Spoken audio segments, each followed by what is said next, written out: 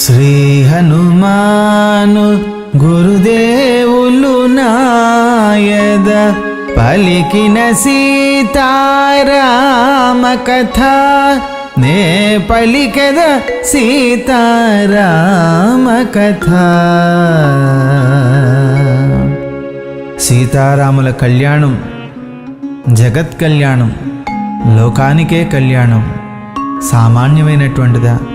సీతారాముల కళ్యాణం జరుగుతోందంటే లోకానికి ఒక గొప్ప ఉత్సవం కదా.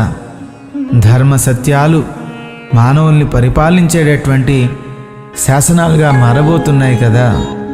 అటువంటి 5 రోజుల పండగ వేడుకలో 4వ రోజు కన్యాదానంతో ముగిసింది. 5వ రోజు కార్యక్రమం ప్రారంభమవుతోంది. వధువు నిష్క్రమణం జరుగుతోంది. అంటే జనక మహారాజు తన 4 కుమార్తెలను దశరథ మహారాజుకు అప్పగిస్తూ అప్పగింతుల కార్యక్రమం ప్రారంభమైంది.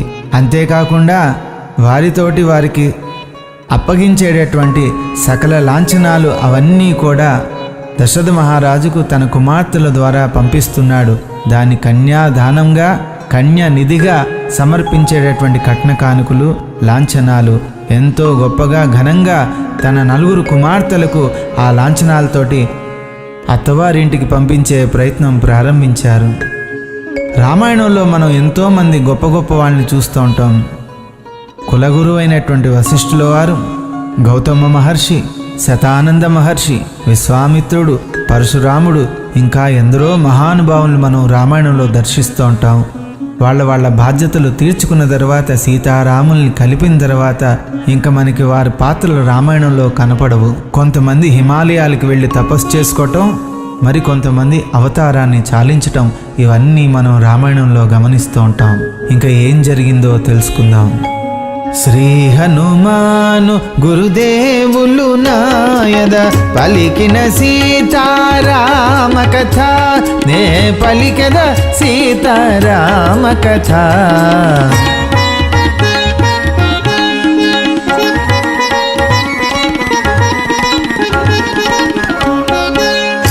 మరునాడు విశ్వామిత్రుడు వధూవరులకు దీవెనలొసగి, మరునాడు విశ్వామిత్రుడు వధూవరులకు దీవెనలొసగి, దశరథాదులకు జనకాదులకు సంతోషముగా వీడ్కోలు పలికి, దశరథాదులకు జనకాదులకు సంతోషముగా వీడ్కోలు పలికి, వెడలిపోయే హిమాలయాలకు ప్రశాంతముగా తపము చేయుటకు, వెడలిపోయే హిమాలయాలకు ప్రశాంతముగా తపము చేయుటకు, దశరథాదులంత జనకాదులకు, దశరథాదులంత జనకాదులకు వీడ్కోలు పల్కి మరలిరయోధ్యకు.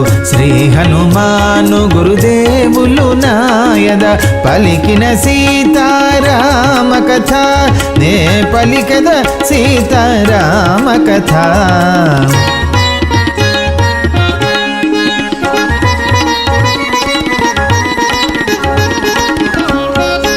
మణిమయ రత్న సువర్ణ భూషల రత్న రజిత సువర్ణ రాసుల, మణిమయ రత్న సువర్ణ భూషల రత్న రజిత సువర్ణ రాసుల, లక్షలాదిగా గోగణంబుల ఉత్తమ జాతి గజతురంగముల, లక్షలాదిగా గోగణంబుల ఉత్తమ జాతి గజతురంగముల, దివ్యాంబరముల రత్న కంబళుల పాత్రులైన దాసదాసీ జనముల, దివ్యాంబరముల రత్న రత్నకంబళుల పాత్రులైన దాసదాసి జనముల జనకుడు తన కుమార్తెల కొసగి జనకుడు తన కుమార్తెల కొసగి ప్రీతిగా పంపే అత్తవారింటికి శ్రీ హనుమాను గురుదేవులు నాయద పలికిన సీతారామ కథ నే పలికద సీతారామ కథ.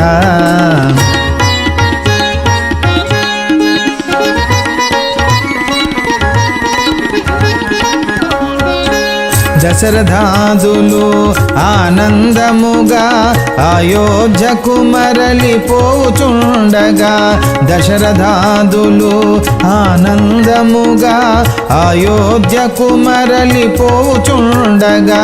మార్గాంతరమున అతి ఘోరముగా దుశ్శకునములు గోచరించగా మార్గాంతరమున అతి ఘోరముగా దుశ్శకునములు గోచరించగా భయంకరముగా పక్షులు కూయగా ప్రదక్షిణముగా మృగములు తిరుగగా భయంకరముగా పక్షులు కూయగా ప్రదక్షిణముగా మృగములు తిరుగగా దశరథుడంతట వశిష్ఠుని గని దశరథుడంతట వశిష్ఠుని గని భీతిగా బల్కెను వింత ఇదేమని శ్రీ హనుమాను గురుదేవులు నాయద పలికిన సీతారామ కథ నే పలికద సీతారామ కథ.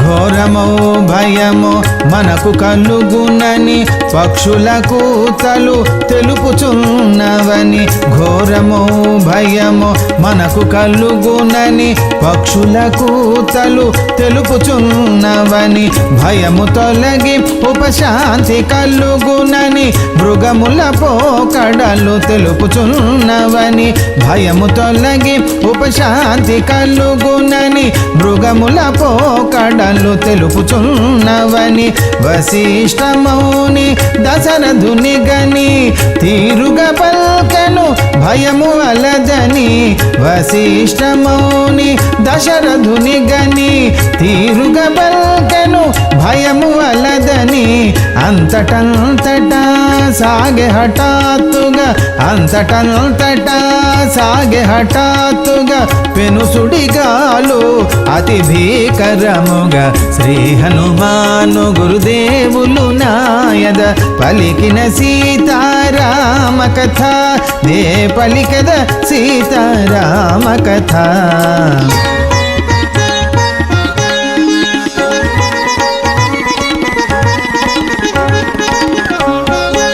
నలువంకల దుమారము రేగెను శాఖలు విరిగెను తరువులు కూలెను నలువంకల దుమారము రేగెను శాఖలు విరిగెను తరువులు కూలెను పెను చీకటులు సూర్యుని గ్రమ్మెను ప్రళయ ధ్వనులతో పుడమి వణకెను పెను చీకటులు సూర్యుని గ్రమ్మెను ప్రళయ ధ్వనులతో పుడమి వణకెను రథగజ తురగ పదాతి దళములు చెల్లా చెదరై మూర్ఛబోయెను రథగజ తురగ పదాతి దళములు చెల్లా చెదరై మూర్ఛబోయెను దశరథాదులు నిశ్చేష్టితులై దశరథాదులు నిశ్చేష్టితులై చూడసాగిరి భయభ్రాంతులై శ్రీ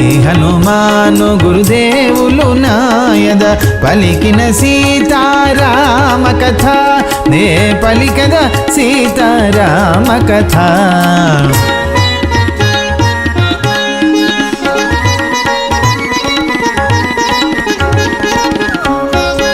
కైలాసము వలె మహోన్నతుడు కాలాగ్ని వోలె కడు దుస్సహుడు కైలాసము వలె మహోన్నతుడు కాలాగ్ని వోలె కడు దుస్సహుడు ధనుర్ధరుడు భీమరూపుడు జటాధారుడు రుద్రరూపుడు ధనుర్ధరుడు భీమరూపుడు జటాధారుడు రుద్రరూపుడు మూపున పరుసు దాల్చినవాడు క్షత్రియులను వధించినవాడు మూపున పరుసువు దాల్చినవాడు క్షత్రియులను వధించినవాడు తేజోమయుడు పరశురాముడు తేజోమయుడు పరశురాముడు దశరథాదులకు అగుపించినాడు శ్రీ